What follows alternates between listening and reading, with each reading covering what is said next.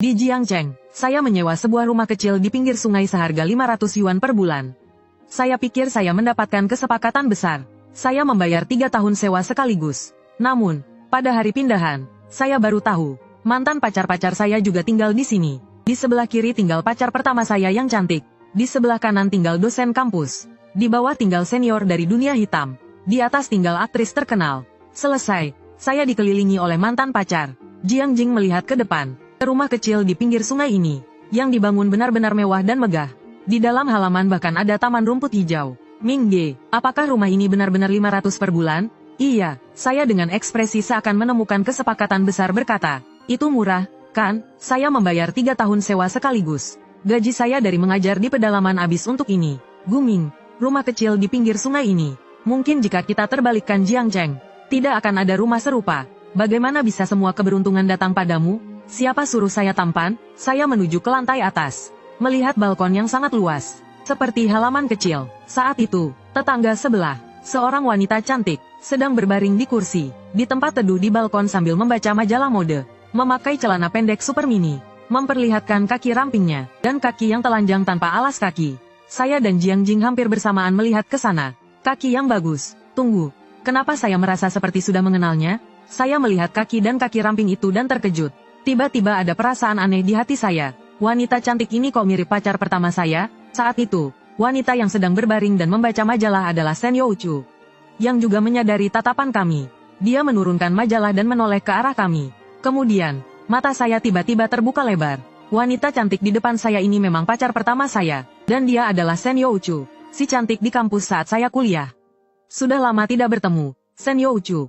Aku tersenyum sedikit, mengucapkan salam. Sen Youchu yang berbaring di kursi juga tampak terkejut. Dia terdiam beberapa detik, kemudian dengan nada agak aneh bertanya, kamu juga tinggal di sini, Guming? Apa maksudmu dengan juga? Jangan-jangan dia juga tinggal di pondok Sungai Jiang? Aku ingat waktu melihat rumah itu. Pemilik rumah bilang kalau tetangganya seorang wanita cantik. Apakah wanita cantik yang dimaksud pemilik rumah itu dia? Meskipun Sen Youchu memang termasuk wanita cantik, seharusnya bisa disebut sebagai wanita setingkat dewi. Dia langsung menjadi primadona kampus begitu masuk universitas. Dengan wajah cantik, sikap dan aura yang tak tertandingi. Aku menenangkan diri, lalu menarik koper dan masuk ke kamarku. Hal pertama yang kulakukan adalah menutup pintu. Aku menutup pintu, aku duduk di sofa dengan ekspresi serius. Setelah berpikir cukup lama, aku membuat keputusan. Asal aku tidak canggung, yang canggung adalah dia. Kata-kata yang bagus. Jiang Jing bangkit dan berkata dengan senyum. Ming Ge, aku ada urusan, aku pergi dulu. Nanti malam aku traktir kamu makan malam. Setelah berkata begitu, dia langsung pergi, melaju dengan mobil dalam sekejap. Benar-benar tidak bisa diandalkan. Kemudian aku mulai merapikan kamarku. Tentu saja, sebenarnya tidak ada banyak yang perlu dirapikan. Karena kamarnya terlihat seperti baru direnovasi. Hanya ada sedikit debu. Dan tidak ada bekas orang yang pernah tinggal. Awalnya, aku pikir ini adalah rumah kontrakan dari pemilik yang licik. Ketika melihat rumah, aku bahkan membawa alat pengukur formaldehid. Hasilnya menunjukkan rumah ini tidak ada masalah sama sekali. Bahkan banyak furnitur yang masih dari merek ternama. Jadi aku harus tetap tinggal di sini, meskipun agak ragu. Karena rumah ini terlalu bagus. Tentu saja, mantan pacarku juga tergantung siapa dia. Jika itu mantan pacar yang gila, sang bintang film. Aku rasa sekarang dia sudah ada di mobil Jiang Jing. Dan sudah kabur bersamanya. Gila banget. Aku dengar dia baru-baru ini ke luar negeri untuk syuting film. Jiang Cheng seharusnya masih aman sekarang. Selama beberapa tahun terakhir aku mengajar di daerah terpencil. Aku juga sering memantau si gila itu lewat ponsel. Aku tahu dia mendapat undangan untuk pergi ke luar negeri syuting film. Akhirnya aku memberanikan diri kembali ke Jiang Cheng. Jika harus memberi peringkat pada 4 mantan pacarku, si gila itu pasti S+. Sudahlah. Lupakan itu, dulu aku tidak punya pilihan. Sekarang aku ingin menjadi orang baik. Setelah merapikan kamarku, kali ini aku kembali ke Jiangcheng. Dan berencana mencari pekerjaan sebagai pelatih basket. Setidaknya mengajarkan anak-anak bermain basket untuk biaya hidup. Yang penting aku bisa hidup di Jiangcheng. Bagaimanapun, aku sudah tumbuh di panti asuhan sejak kecil. Tidak ada keluarga dekat, jadi aku tidak punya tekanan dari orang tua angkat.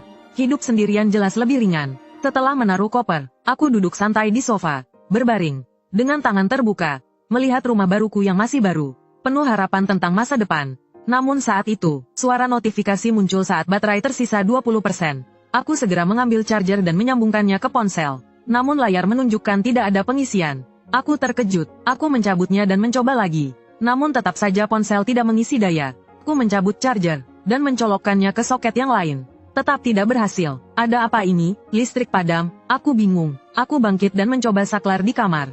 Ternyata sepertinya rumah ini memang tidak ada listrik. Aku teringat. Tentu saja aku teringat dengan tetanggaku, Sen Youchu. Hanya bertanya, kenapa listrik padam? Tidak masalah, kan? Lagi pula, aku dan Sen Youchu berpisah dengan damai dulu. Tidak ada masalah besar. Aku melakukan sedikit pembenahan diri di dalam kamar. Lalu aku pergi ke balkon. Sen Youchu masih berbaring di kursi sambil membaca majalah. Kaki itu tetap terlihat bagus. Sekarang kalau dipikir-pikir, perpisahan itu cukup disayangkan. Tapi meskipun bisa mengulang, jika aku diberi kesempatan memilih lagi, aku tetap akan berpisah dengan Sen Youchu. Dulu, hubungan aku dan Sen Youchu sangat baik. Aku juga mengira kita bisa bersama dari sekolah ke dunia nyata dan menikah. Namun akhirnya, semuanya kalah oleh kenyataan. Orang tua Sen Youchu secara kebetulan mengetahui dia pacaran. Lalu Sen Youchu jujur pada orang tuanya tentang aku. Setelah mengetahui aku adalah seorang anak yatim, mereka meminta aku untuk masuk ke keluarga mereka. Anak-anak kami nanti akan mengikuti nama Sen Youchu. Saat menikah nanti, harus mencari 2 orang asing untuk jadi orang tuanya. Aku tidak setuju. Sen Youchu tidak rela berpisah denganku. Dia bahkan bodoh berkata ingin melahirkan anak untukku. Selama perutnya membesar dan hamil, mungkin orang tuanya akan mundur. Aku ingat malam itu hujan deras. Aku juga melihat hujan sepanjang malam. Pagi-pagi, akhirnya aku memutuskan untuk berpisah dengan Sen Youchu. Sen Youchu, kenapa rumah ini tidak ada listrik? Sen Youchu meletakkan majalah dan melihat ke arahku. Listrik baru akan datang malam nanti. Sen Youchu menoleh ke arah balkon yang tidak jauh. Mengikuti pandangannya, aku menyadari bahwa di jalan kecil itu sedang ada pembangunan. Jadi rumahmu juga tidak ada listrik? Seluruh area ini tidak ada listrik. Sen Youchu meletakkan majalah dan duduk tegak. Bagaimana kalau kita makan di seberang jalan saja? Kalau kamu ikut, kita bisa pesan 2 hidangan lagi. Boleh juga, pikirku. Anggap saja ini makan bersama tetangga saja. Masuk ke restoran. Sen Youchu bertanya pada pemilik restoran yang ada di meja depan. 1 telur dadar terong, 1 daging sapi rebus, tanpa ketumbar. Setelah pemilik restoran mencatat pesanan, dia melihatku di belakang Sen Youchu dan berkata bercanda, "Xiao Chu, ini pacarmu ya? Sudah jadi masa lalu." Sen Youchu menoleh dan melihat. "Oh, duduk saja." Pemilik restoran terdiam beberapa detik. Dengan senyum seolah-olah tahu tapi tidak mengatakan. Orang bilang kalau sudah berpisah, pasangan tidak bisa jadi teman.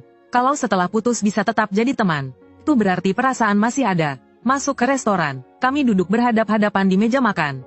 Tak lama kemudian, makanan datang. "Mari makan." Lalu dia dengan cekatan memberikan sepasang sumpit. Gerakannya sangat lancar, seperti pasangan yang sudah lama menikah. Aku terdiam sejenak, seolah menemukan kembali perasaan saat kami berpacaran dulu. Jika aku benar-benar ingin menghabiskan hidup dengan seseorang, pasti dia adalah kekasih pertamaku, Sen Youchu. Namun, pada akhirnya kita berpisah. "Apa yang sedang kamu pikirkan?" "Tidak ada apa-apa," aku menjawab singkat. Lalu aku mengambil sumpit dan mulai makan. Daging sapi rebus dengan ketumbar adalah makanan favoritnya. Sudah 5 tahun. Apakah Sen Youchu masih ingat? Tapi sudah semua berlalu. Aku makan dengan diam. Dan Sen Youchu benar-benar seperti yang dia katakan sebelumnya. Hanya sekedar mencari teman makan. Selama makan, dia tidak bicara sepatah kata pun padaku. Kami selesai makan siang, keluar dari restoran. Saya akan tambahkan kamu di Green Bubble. Biar aku transfer uang makanmu. Kan aku yang mentraktirmu makan. Tidak ada makan siang gratis di dunia ini. Aku tersenyum. Kemudian aku mengeluarkan ponsel, memindai kode QR dan menambahkan Sen Youchu di Green Bubble. Dulu, saat aku melarikan diri dari kota Jiang, aku takut mantan pacarku yang gila menghubungiku dan menemukan alamat tempat aku berada. Jadi aku menghapus semua teman. Setelah lebih dari setahun, aku hanya berani menambah sahabat baikku, Jiang Jing. Setelah menambah teman via pemindaian kode QR, aku langsung mentransfer uang makan kepada Sen Youchu. Naik ke atas, masing-masing kembali ke kamar. Selama itu, kami berdua tidak mengatakan sepatah kata pun. Situasi ini seperti orang asing yang sudah sangat akrab. Bahkan hal pertama yang kami lakukan setelah kembali ke kamar adalah menutup pintu kamar tanpa sengaja. Setelah kembali ke kamar tidurku, aku tanpa sengaja datang ke jendela. Tepat saat itu, aku melihat kepala Sen Youchu. Kami berdua menundukkan kepala melalui jendela. Pandangan kami bertemu secara tak terduga. Kemudian, tidak sampai 1 detik, Sen Youchu mengalihkan pandangannya. Lalu dengan cepat berpura-pura melihat ke arah tangga, dan segera menyembunyikan kepalanya di balik jendela. Kemudian, dia terlihat panik. Punggungnya menempel di dinding, dengan ekspresi seolah-olah sedang berbuat salah. Sialan, dia pasti melihatku, kan? Sen Youchu menggigit bibirnya, seperti baru saja melakukan sesuatu yang membuatnya merasa malu sekali. Wajahnya dipenuhi penyesalan. Apa yang harus kulakukan? Dia pasti berpikir aku masih diam-diam menyukainya, kan? Aku tidak mungkin menyukai orang seperti itu untuk kedua kalinya. Aku bukan gadis kecil seperti dulu. Shen Youchu menghibur dirinya sendiri di dalam hati. Setelah itu, emosinya mulai stabil. Sementara aku terlihat biasa saja. Karena dibandingkan dengan mantanku yang gila itu, Shen Youchu masih jauh lebih normal. Setahun setengah aku pacaran dengan Shen Youchu. Aku ingat dia marah sekali. Karena tidak ada satu kata pun yang aku ucapkan seharian. Akhirnya aku menenangkan dia dengan sebungkus permen Kiki rasa stroberi. Sekarang pikir-pikir, ternyata mudah sekali menenangkannya. Setelah berbaring di tempat tidur, aku tertidur. Setelah tidur sebentar, aku bangun sekitar jam 4 siang. Setelah bangun, aku berolahraga sedikit, melakukan 100 push-up dengan santai. Setelah selesai, aku menatap otot perutku yang terukir seperti pisau dan pahat. Rasanya usaha ini terbayar. Aku mandi, lalu duduk di ruang tamu bermain dengan ponsel. Aku menelusuri video wanita di Douyin. Tapi kualitasnya sangat beragam, dan banyak yang menggunakan efek kaki ramping. Tapi kaki mantan pacarku lebih menarik. Lalu aku buka Green Bubble. Klik ke teman dekat Shen Youchu untuk melihat apa yang dia posting. Begitu aku buka teman dekat, masih seperti dulu. Di teman dekat Shen Youchu tidak ada foto tubuh. Aku menghela napas pelan. Aku membuka ponsel dan siap menghubungi Jiang Jing untuk makan malam. Yang terakhir mengirimkan banyak stiker padaku. Semua ekspresi kaget, ekspresi panik. Ada apa ini, Ming Ge? Aku baru saja menemukan sesuatu yang sangat mengejutkan. Besar sekali, kamu sudah 24 tahun. Coba belajarlah dariku. Kapanpun ada masalah, tetap tenang dan dewasa. Apa urusanmu? Aku langsung terdiam. Kamu keluar dulu, aku sudah di bawah gedungmu. Mendengar itu, aku langsung memakai sepatu dan keluar, menuju tangga. Aku naik ke mobil Jiang Jing. Dengan wajah bingung, aku menatap Jiang Jing. Ada apa? Kamu masih ingat dosen pembimbing kita di universitas, Su Qingyu, kan? Tentu saja aku ingat. Aku mengangguk dan bertanya, apa yang terjadi padanya? Itu bukan hanya dosen pembimbingku. Dia juga guru pribadiku. Tempat yang membuatku merindukannya. Ternyata dia juga tinggal di sini. Jiang Jing mengeluarkan ponselnya dan membuka WeChat Su Qingyu. Aku menerima ponselnya. Lalu aku melihat foto yang diambil oleh Su Qingyu. Sebuah pot kaktus yang ada di balkon. Kemudian aku mengulurkan kepalaku dari kursi depan. Menengadah melihat balkon sebelah kanan lantai 2. Pot kaktus yang sama seperti foto itu ada di sana. Wah, luar biasa. Jiang Jing dengan senyum penuh keinginan tahu berkata, Tao Gu, kamu masih bisa tertawa? Aku menatap Jiang Jing dengan ekspresi yang tampaknya menikmati kekacauan. Percaya tidak aku laporkan kamu menulis cerita ha? Jangan, jangan. Jiang Jing langsung mengalah dan tersenyum. Aku tidak menjawab. Dengan ekspresi serius, aku masih bisa menghadapinya jika itu mantan pacar pertama. Tapi 2 mantan pacar. Aku mulai pusing. Meskipun tingkat bahaya Su Qingyu tidak tinggi, tapi 1 di kiri, 1 di kanan. Aku terjepit di tengah. Ini tidak mudah. Berpikir sejenak, aku membuka pintu mobil bagian penumpang dan turun. Mataku tertuju pada sebuah kedai barbek. Tiba-tiba aku ingin makan barbek. Tao Jiang, ayo kita makan barbek. Sambil berbicara, aku berjalan lebih dulu ke seberang jalan. Jiang Jing terkejut sejenak, lalu buru-buru turun dari mobil. Lalu cepat-cepat mengikuti langkahku. Keduanya akhirnya sampai di kedai barbek. Ming Ge, malam ini aku yang traktir. Makan sebanyak mungkin. Aku tersenyum. Kalau begitu aku bakal makan habis-habisan. Sambil mengambil berbagai tusuk sate dan memasukkannya ke dalam keranjang. Aku ambil lebih dari 20 tusuk. Setelah duduk di meja yang ada di dekat pintu kedai, Jiang Jing dengan ekspresi sakit hati. 1 kali barbek. Aku bangkrut. Bangkrut apa? Aku membuka botol bir dan meminumnya beberapa teguk. Kalau kamu menghabiskan uang untuk wanita seperti itu, aku nggak pernah lihat kamu merasa kasihan. Kamu ngerti apa? Jiang Jing dengan ekspresi penuh alasan. Ayah yang suka berjudi, ibu yang sakit, adik yang masih sekolah, dia yang terluka. Aku sedang mendukung program bantuan kemiskinan negara, membantu gadis-gadis yang sedang kesulitan. Ada salahnya, mulutmu itu. Mending simpan saja buat ngomong sama polisi. Aku tertawa sambil berkata, sekarang, ayo kita angkat gelas dan minum. Jiang Jing mengangkat gelas dan bersulang denganku, lalu meneguk seluruh isinya. Saat itu, pelayan datang membawa sate. Mereka berdua mulai makan dengan lahap. Makan dengan sangat puas. Tentu saja, setiap kali aku minum dengan Jiang Jing, topiknya pasti tentang wanita. Seperti saat ini, aku duduk di kursi punggung, dengan sebatang sate daun bawang di tangan, melihat seorang wanita cantik yang datang. Dengan tatapan licik, aku berbisik, Ming Ge, cepat lihat, ada wanita cantik. Kamu kira payudaranya sebesar apa? Aku mengikuti pandangan Jiang Jing. Seorang wanita cantik sekitar 170 cm. Memakai rok hitam ketat, dan atasan kemeja putih. Dia berjalan dengan langkah panjang ke arah kami. Sangat besar. Aku menilai sekilas dan berkata dengan senyum. Jiang Jing merasakan. Jiang Jing menilai wanita cantik yang sedang berjalan. Baru saja ingin mulai menebak dengan tebakannya. Matanya bergerak dari payudaranya ke wajah. Lalu pupilnya terkejut. Dengan suara rendah, dia berkata, Mingge, itu sepertinya dosen kita, Su Qingyu. Apa katamu? Aku baru saja menenggak bir. Mendengar kata-kata itu, aku hampir tersedak. Setelah aku bisa bernapas lagi, aku menatap ke atas.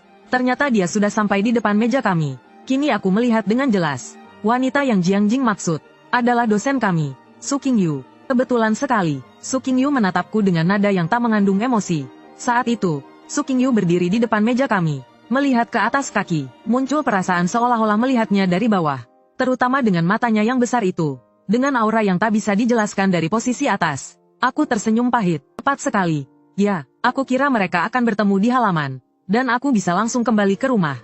Tapi ternyata, bahkan makan bakso pun bisa bertemu Su Qingyu. Sekarang aku harus sembunyi di mana? Benar-benar kebetulan, Su Laoshi. Aku tersenyum dan menjawab. Su Qingyu tidak menjawab, melainkan langsung menggeser kursi di depan meja. Duduk di sebelahku. Apa kamu tidak keberatan bergabung di meja ini? Tidak masalah. Tanyaannya membuatnya bertanya. Kamu sudah duduk. Jadi apa lagi yang bisa kukatakan? Aku mengatakan itu. Di sisi, Jiang Jing perlahan berdiri dan berkata. Tiba-tiba Jiang Jing teringat. Aku belum menulis novel hari ini. Keterlambatan update adalah hal yang tabu bagi penulis novel. Aku akan kembali untuk menulis novel. Su Laoshi, kalian berdua makan dengan tenang. Setelah mengatakan itu, Jiang Jing buru-buru pergi dengan cepat. Sementara aku tetap duduk diam. Karena sekarang kami sudah menjadi tetangga. Jika tidak bisa menghindar, lebih baik hadapi dengan tenang. 3 tahun ini, kemana kamu pergi? Aku pergi ke desa untuk mengajar. Mengajar? Su Qingyu terkejut sejenak. Kamu masih mengajar? Sambil berkata, Su Qingyu menuangkan bir untuk dirinya sendiri, lalu meminum 1 gelas penuh dengan cepat. Setelah itu, suaranya terdengar sedikit penuh keluhan. Jadi itulah alasan kamu menghapusku? Bukankah saat berpisah kita sepakat? Kita berpisah dengan damai dan tetap berteman. Tapi kamu tiba-tiba menghapusku. Su Qingyu menatapku, dengan pipi yang sedikit memerah.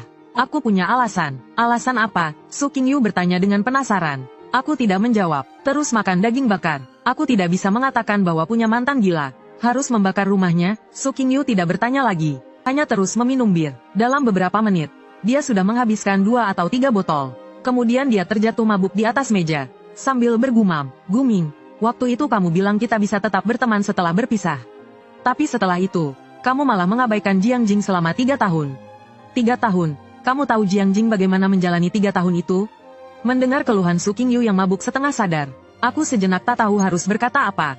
Keadaan waktu itu mendesak, aku tidak bisa memberitahunya. Su Laoshi, kamu mabuk. Jiang Jing akan membantumu pulang. Pria brengsek, jangan sentuh aku. Sambil menepis tanganku dengan lembut, aku hanya bisa tersenyum pahit. Hanya bisa duduk di samping dan terus makan daging bakar. Beberapa saat kemudian, Su Qingyu bangkit dari mabuknya dan mendekat berkata, kamu bisa membantuku pulang? Aku tidak tahu harus berkata apa. Berpikir dalam hati, wanita memang mudah berubah. Setelah makan daging bakar, aku menatap Su Qingyu yang terbaring di kursi. Aku harus mengatakan, seorang wanita berjalan sendirian di malam hari dengan pakaian seperti ini sangat berbahaya. Terutama dalam keadaan mabuk seperti ini. Meskipun kini Su Qingyu bukan lagi seorang gadis. Secara tepat, seharusnya dia disebut sebagai wanita muda. Namun wajah Su Qingyu yang matang dan memikat, jauh lebih mematikan dibandingkan banyak gadis muda. Terutama dengan tubuhnya yang ramping, yang membuat banyak pria ingin memeluknya. Jika bertemu dengan orang yang berniat jahat. Su Laoshi, ayo pulang. Dengan satu tangan menarik lengan Su Qingyu, aku dengan susah payah mengangkatnya dari kursi. Setelah itu, Su Qingyu bersandar ke tubuhku, dan wajahnya hampir menempel padaku. Sekejap saja, aku merasakan tekanan yang belum pernah kurasakan sebelumnya. Untungnya, aku tidak pernah berhenti berolahraga dalam beberapa tahun ini. Aku dengan cepat menstabilkan Su Qingyu yang ada dalam pelukanku. Dia sangat lemas, terutama ketika tanganku memeluk pinggang rampingnya. Aku bisa merasakan sedikit dari perasaan itu kembali. Di dalam hati, aku merasa sedikit rindu. Meskipun Su Qingyu bukanlah pacar lamaku dengan penampilan terbaik, namun tak diragukan lagi, Su Qingyu adalah yang paling berkesan di antara 4 mantanku. Dan Su Laoshi juga adalah gurunya, yang membantu aku berkembang, dari seorang anak laki-laki, menjadi pria yang baik, terutama karena Su Qingyu adalah wanita yang dingin di luar tapi hangat di dalam. Dari kedai bakso di dekat alun-alun menuju ke halaman kecil, ada sekitar 3-400 meter. Tapi aku merasa sangat kesulitan berjalan sejauh itu, karena Su Qingyu, setelah mabuk, tidak bisa berjalan sama sekali. Kaki putihnya yang panjang benar-benar lemas. Apalagi dia mengenakan sepatu hak tinggi, dengan posisi tubuh yang tidak stabil. Setiap langkah, aku harus waspada agar Su Qingyu tidak menimpaku. Untungnya, aku adalah pria berotot. Kalau orang lain, pasti tidak kuat. Setelah lebih dari 10 menit, akhirnya aku berhasil membawa Su Qingyu kembali ke halaman kecil. Di malam hari, halaman kecil ini memiliki pembatasan pintu. Aku membuka pintu dengan memindai wajah. Kemudian aku membantunya naik tangga langkah demi langkah. Su Laoshi mengenakan sepatu hak tinggi. Setiap langkahnya di tangga mengeluarkan suara keras yang jernih. Sementara itu, Shen Youchu, yang sedang bermain ponsel di sofa ruang tamu, tiba-tiba mendengar suara langkah kaki yang naik tangga, dan dia bisa membedakan suara langkah kaki itu dari suara langkah kaki Su Laoshi yang biasa. Suara langkah kaki itu berbeda dari biasanya. Karena merasa penasaran, Shen Youchu pun berdiri, memakai sandal dan berjalan menuju ke dekat jendela. Dia membuka sedikit tirai dan menatap ke sudut tangga. Meskipun rumahnya agak jauh, namun pandangannya cukup jelas untuk melihat sudut balkon tangga. Tak lama kemudian, Shen Youchu melihat Su Qingyu yang aku bantu naik ke lantai. Di sudut balkon yang diterangi lampu kuning hangat dengan sensor suara, dia dengan jelas mengenali bahwa itu adalah aku dan Su Qingyu. Dia melihat aku yang menggenggam pinggang Su Qingyu, dan kami berdua terlihat begitu akrab. Shen Youchu terdiam seketika di tempat itu. Rasa kecewa yang jelas terlihat di matanya. Dia berbalik dan dengan kesal duduk kembali di sofa. Seperti patung yang terdiam. Entah mengapa, di dalam hati muncul perasaan kosong yang tak terjelaskan. Kemudian Shen Youchu menoleh ke arah boneka kelinci di sofa. Melihat senyum lucu pada boneka itu, dia semakin marah. Kelinci jahat ini, apa kamu juga sedang menertawakan aku? Jiang Jing, aku akan memukulmu sampai mati. Shen Youchu meraih boneka kelinci yang biasanya dipeluknya, lalu memukul boneka itu dengan pukulan bayangan. Setelah lelah memukul, dia pun berbaring di sofa. Gerakan dada yang naik turun juga sangat jelas. Aku menyerah. Kenapa aku harus marah untuk seorang pria brengsek? Aku harap aku tidak akan jatuh cinta padanya lagi. Dulu, dia yang meminta putus duluan. Aku tidak peduli siapa dia bersama sekarang. Shen Youchu berbicara pelan pada dirinya sendiri. Setelah mengatakan itu, dia memeluk boneka kelinci dan pergi tidur ke kamarnya. Sementara itu, aku pun memapah Su Laoshi sampai ke depan pintunya. Aku baru saja hendak mengambil kunci dari tas Su Laoshi. Tapi tiba-tiba pintu terbuka oleh seorang anak laki-laki kecil. Aku langsung terkejut. Kenapa ada anak laki-laki di rumah Su Laoshi? Su Laoshi sudah menjadi ibu,